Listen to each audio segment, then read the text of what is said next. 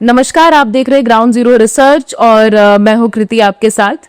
Bihar election की announcement किसी भी वक्त हो सकती है। इलेक्शन कमीशन अपना प्रेस कॉन्फ्रेंस कर सकता है और इसी बीच बिहार इलेक्शंस में घमासान भी बढ़ चुका है, माहौल गर्म हो चुका है, राजनीतिक गलियारों में कई तरह की चीजें अब शुरू हो चुकी है।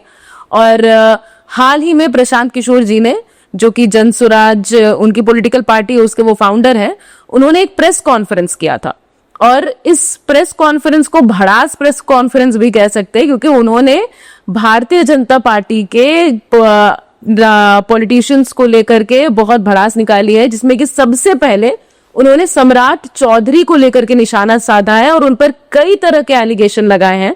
हम लोग के नाम बदलू नेता सम्राट कुमार मौर्य उर्फ राकेश कुमार उर्फ सम्राट कुमार चौधरी उर्फ 7वीं फेल उर्फ यूनिवर्सिटी ऑफ कैलिफोर्निया से डॉक्टरेट ऑफ लिटरेचर करने वाले बिहार के उप मुख्यमंत्री, भाजपा के बड़े नेता, इनका देखिए चाल चरित्र और चेहरा। मर्डर के इल्जाम में जेल काट कर आया है कि 2010 में जब सम्राट चौधरी ने अपना हलफनामा दिया तो उसमें लिखा कि मैं 7वीं पास हूं। 7वीं पास है तो जो सुप्रीम कोर्ट में दस्तावेज है उसको सम्राट चौधरी ने भी 2010 में स्वीकार किया है। अब मेरा और जनसुराज का सीधा सवाल है पूरे बिहार के युवाओं की ओर से, पढ़े लिखे समाज की ओर से, कि इस राज्य के डिप्टी सीएम ये बताएं कि वो मैट्रिक कब पास किए हैं, किस साल इन्होंने मैट्रिक पास किया। अब इसके पीछे कई सवाल भी उठते हैं। हमारे साथ प्रिंस रघुवंशी जुड़े हुए हैं और हम अभी प्रिंस के साथ ही इस चीज को डिस्कस करने वाले हैं कि जितने भी एलिगेशन उन्होंने लगाए हैं भाजपा के नेताओं पर, वो एलिगेशन कैसे लगाए हैं, क्या प्रूफ है। तो पहले सम्राट चौधरी से शुरू करते हैं प्रिंस, कि उनके ऊपर क्या क्या एलिगेशन प्रशांत ने लगाए। काफी गंभीर एलिगेशंस लगे। बिल्कुल सही बात, सही कह रही हैं आप।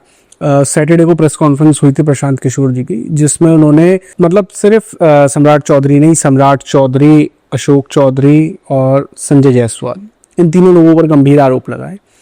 और जो आरोप लगाए, सम्राट चौधरी से हम शुरू करते हैं, तो उन्होंने जो एक तो होता है आरोप लगाना, और एक उन्होंने जिस लहजे का इस्तेमाल करा, जिस तरीके से आरोप लगाए हैं, वो भी बहुत ही ज़्यादा आक्रामक था। एक कहेंगे कि बिलो द बेल्ट भी जाके उन्होंने हिट करा है, उस तरीके से बोला। लेकिन जो उन्होंने बातें बोली हैं, वो कह रहे हैं कि उनके पास उसके सबूत भी हैं, तो बातें बड़ी गंभीर हैं वो। क्योंकि सबसे पहले उन्होंने सम्राट चौधरी के ऊपर आरोप लगाया है और उन्होंने कहा, प्रशांत किशोर जी ने, कि सबसे पहले तो ये मर्डरर है। इन्होंने जब ये टीनेजर थे तब ये एक कांग्रेस के नेता हुआ करते थे, इन्हीं के जिले के, जो इनके प्रतिद्वंदी थे, सम्राट चौधरी की फैमिली के राइवल थे। तो उनका मर्डर हुआ, बम फेंक के, जिसमें 6 लोगों की हत्या हुई थी।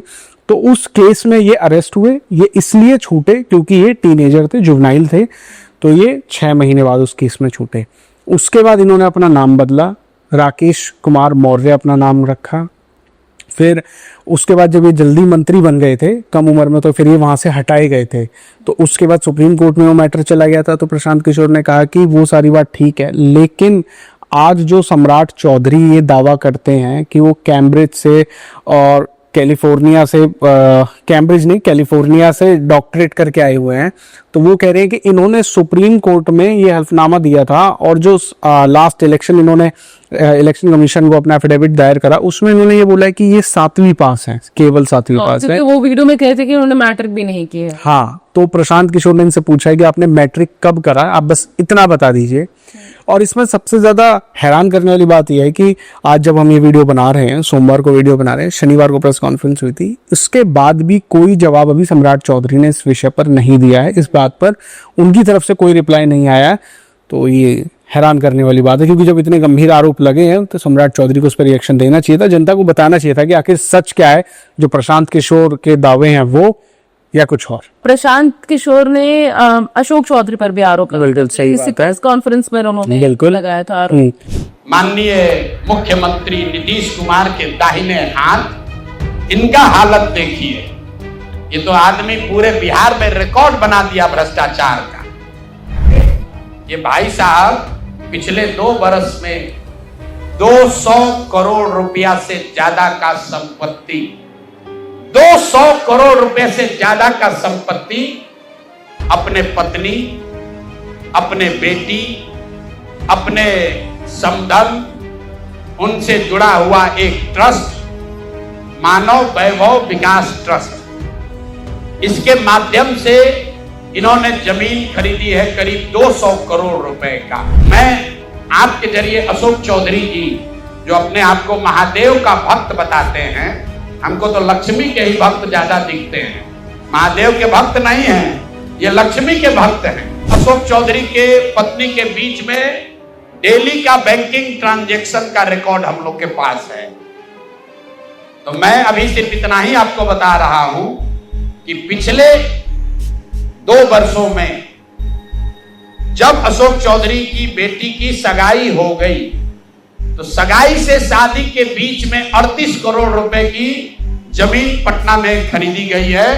टोटल 38 करोड़ 44,40,000 इतने रुपए का तो चेक से पेमेंट हुआ। अशोक चौधरी बिल्कुल नजदीक माने जाते हैं नीतीश कुमार जी के। नीतीश कुमार जी को जो टोली चलाती है या जिसकी बात नीतीश कुमार जी मानते हैं, उस टोली के बिल्कुल अभिन्न अंग या बिल्कुल खास व्यक्ति अशोक चौधरी हैं। अभी जो टिकटिंग भी डिसाइड हो रही है उसमें भी इनका बहुत बड़ा रोल प्ले है।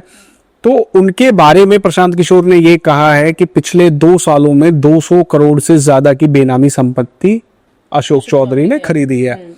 प्लस अशोक चौधरी और इनकी जो वाइफ है, उनके बीच फाइनेंशियल ट्रांजैक्शन डेली भी कितनी होती है, प्रशांत किशोर को ये तक पता, उन्होंने दावा करा है। उन्होंने ये भी बोला है कि जो आचार्य कुणाल किशोर थे, उनका जो ट्रस्ट है महावीर ट्रस्ट, तो आचार्य किशोर कुणाल के जो बेटे हैं सायन कुणाल, वो इनकी बेटी शांभवी, जो कि समस्तीपुर से सांसद है, उनके हस्बैंड भी हैं, समधी हैं। समधी हैं आचार्य किशोर कुणाल और अशोक चौधरी। तो इनका ये कहना है कि जब इनकी सगाई फिक्स हो गई थी, मतलब कि अशोक चौधरी की बेटी की और आचार्य किशोर कुणाल के बेटे की, उसके बाद जो इनका ट्रस्ट है, उस ट्रस्ट ने बिहार में करोड़ों की जमीन खरीदी है। उससे पहले वो जमीन नहीं खरीद रहे थे। प्लस जो इनकी समधन है, जो इनके दामाद की मदर है, उनके नाम पर भी काफी प्रॉपर्टी ली गई है। और इन्होंने ये भी कहा कि इन्होंने तो सबको पछाड़ दिया है बेनामी संपत्ति में, करप्शन में, चोरी में। तो ये बड़े गंभीर आरोप लगाए गए हैं, जिसके बाद उन्होंने तो कोई रिप्लाई नहीं दिया अशोक चौधरी ने। लेकिन इस पे ये है कि जदयू के ही प्रवक्ता है नीरज कुमार, उन्होंने ये कहा है कि सफाई अशोक चौधरी जी को देनी पड़ेगी, क्योंकि नीतीश कुमार जी ईमानदारी के लिए जाने जाते हैं। उन्होंने काम करा नहीं करा ये एक दूसरा सब्जेक्ट हो सकता है, लेकिन उनकी ईमानदारी पर कोई सवाल नहीं उठाता है बिहार में कि हाँ ईमानदार आदमी, भ्रष्टाचारी तो ये नहीं है। तो वो ही प्रशांत किशोर ने भी अपनी प्रेस कॉन्फ्रेंस में कहा था कि जब आपके सहयोगी, आपके नजदीक के इतने व्यक्ति करप्शन कर रहे हैं, तो आप उन्हें देख नहीं रहे हैं या आपको पता नहीं है, तो इसका संज्ञान आपको लेना पड़ेगा। तो अभी तक तो इस पर ऑफिशियली अशोक चौधरी जी का कोई भी बयान नहीं आया है। ये सब बहुत ही सीरियस आरोप है। और सबसे बड़ी बात है कि जहां तक उन्होंने बात ट्रांजैक्शन की जी, तो मुझे लगता है हर कोई जानना चाहेगा कि प्रशांत किशोर जी पे सवाल इस चीज को लेकर के तो उठने चाहिए कि भाई आपके पास जो प्रूफ्स है ये कहाँ से आया है, सोर्स का चेक तो होना चाहिए प्रूफ का।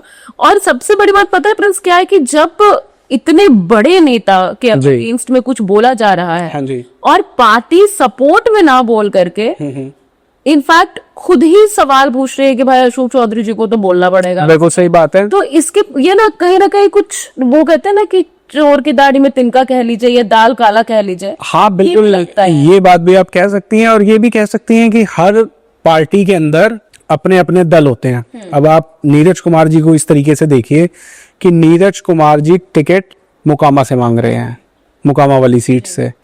अब मोकामा वाली सीट पे जो सबसे मजबूत दावेदारी है, सबको पता आनंद सिंह की है।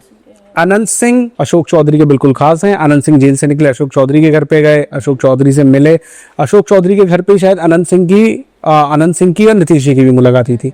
तो नीरज जी का नाराज होना तो बनता ही है, और अब उन्हें मौका मिल गया है। तो ये पार्टी के अंदर जो गुट टुकबाजी होती है, तो उसको मौका मिल गया, वही यार अपनी रोटियां सेक रहे हैं। बिल्कुल सही बात और है। आग लगा रहे तो किसी की रोटी सेक रही है। सही बात। अब आगे बढ़ते हैं। इसी सिलसिले में इसी प्रेस कॉन्फ्रेंस में संजय जायसवाल जी पर भी आरोप लगे। बिल्कुल, संजय जायसवाल जी पे जो आरोप लगे हैं और जिस भाषा का प्रयोग हुआ है, मतलब बड़ी ही खराब भाषा कहूंगा मैं उसे, क्योंकि उन्हें पेट्रोल चोर कहा इन्होंने और कहा कि अपनी औकात में रहें, उससे ऊपर ना जाएं।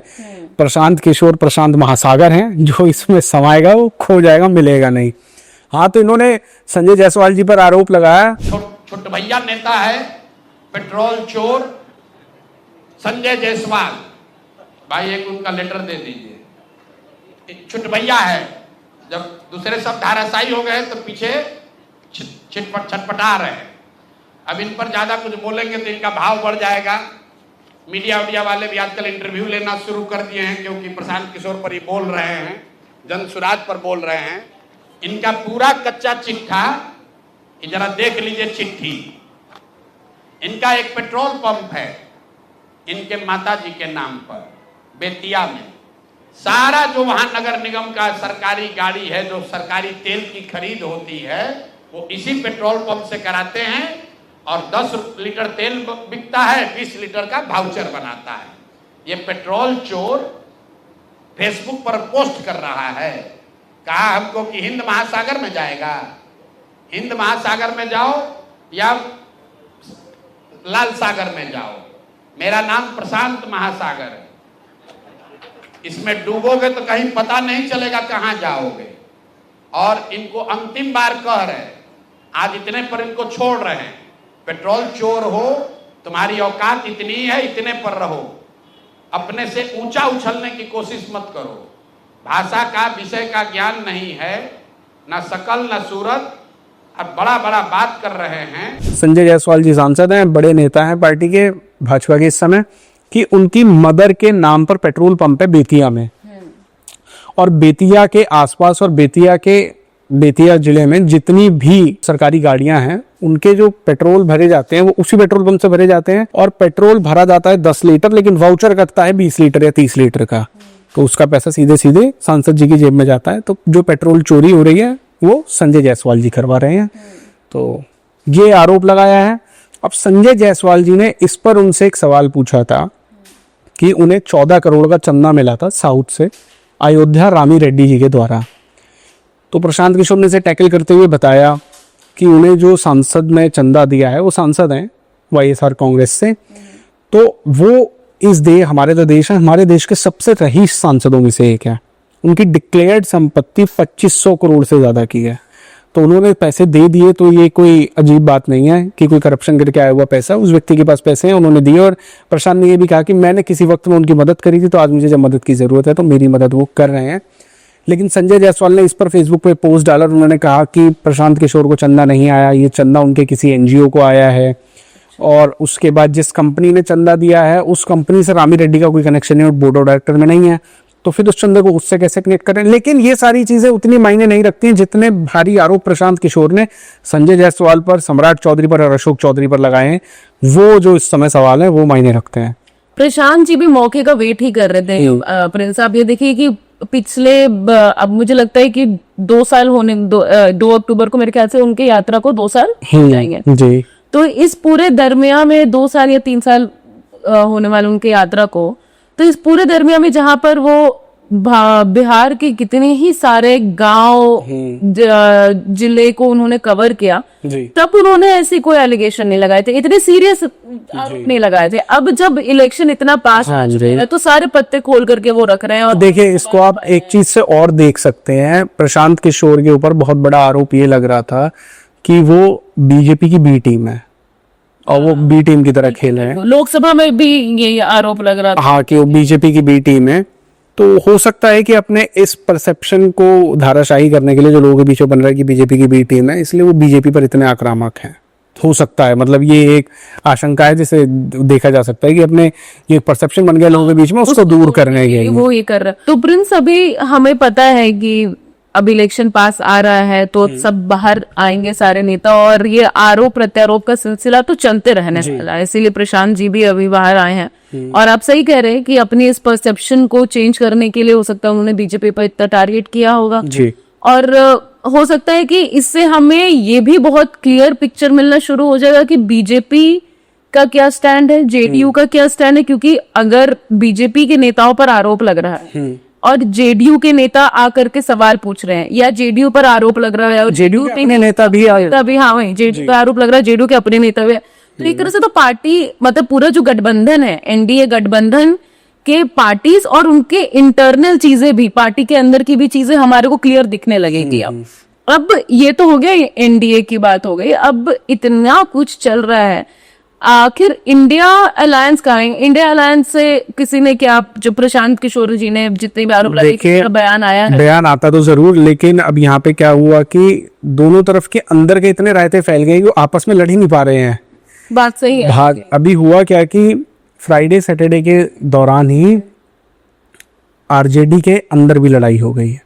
आरजेडी के अंदर लड़ाई थी, मैंने बताया था अपने वीडियो में भी कि हुआ ये कि जो संजय यादव हैं, तेजस्वी यादव के राजनीतिक सलाहकार और राज्यसभा सांसद वे जदयू के, वो जो इनकी यात्रा चल रही है, उस यात्रा की जो गाड़ी है, वैन है, वो बस है, उस बस की फ्रंट सीट पे बैठ गए।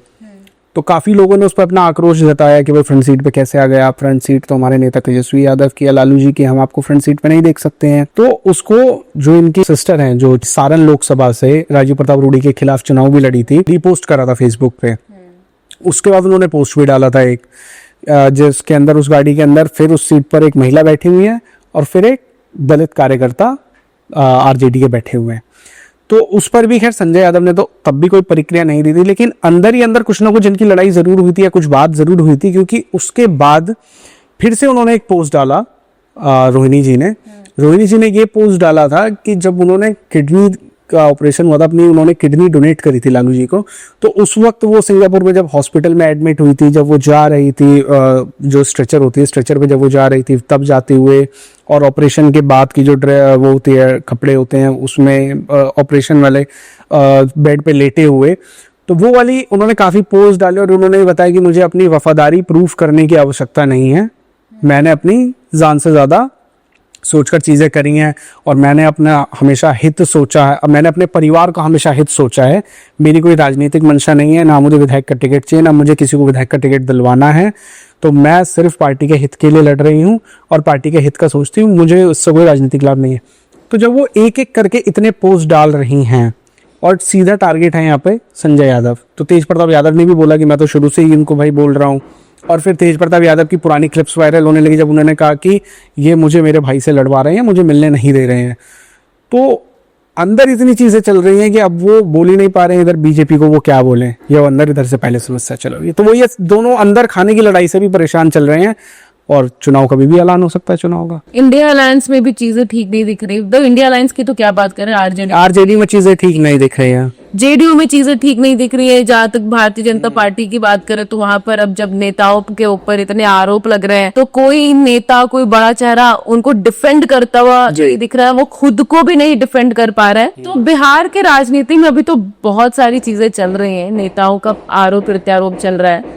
अभी जो एक चीज हमारे को नहीं देखने को मिली है वो है कोई भी मेजर पोचिंग नहीं हुई है, मेजर स्विच नहीं हुआ है, मतलब अभी तक कोई बड़े नेताओं की पार्टी नहीं बदली है, उसका भी इंतजार है। वो हो जाएगा जैसे ही अभी टिकट की अनाउंसमेंट होगी ना, वैसे ही मेजर पोचिंग होनी शुरू हो जाएगी। तो अब देखते हैं कि टिकट की भी अनाउंसमेंट कैसे होती है, कब कौन सी पार्टी टिकट अनाउंस करती है, कितने, क्योंकि सब फेजेस में ही करेंगे अपने सीटों का ऐलान, मतलब अपनी टिकटों का ऐलान करेंगे। नजर बनी हुई है सबकी अभी बिहार चुनाव को लेकर के कि क्या होने वाला है बिहार चुनाव में। हमारे साथ जुड़ने के लिए बहुत बहुत धन्यवाद। आपने ग्राउंड जीरो को बहुत प्यार दिया और मैं उम्मीद करती हूँ कि आप आगे भी देंगे। हमारे चैनल को अगर अब तक आपने नहीं सब्सक्राइब किया है तो प्लीज सब्सक्राइब कर लीजिएगा। बिहार चुनाव को लेकर के हम और भी वीडियोस बनाते रहेंगे जैसे ही कुछ अपडेट आता है, और उम्मीद करेंगे कि आप उस वीडियो को लाइक करेंगे और शेयर करेंगे। धन्यवाद।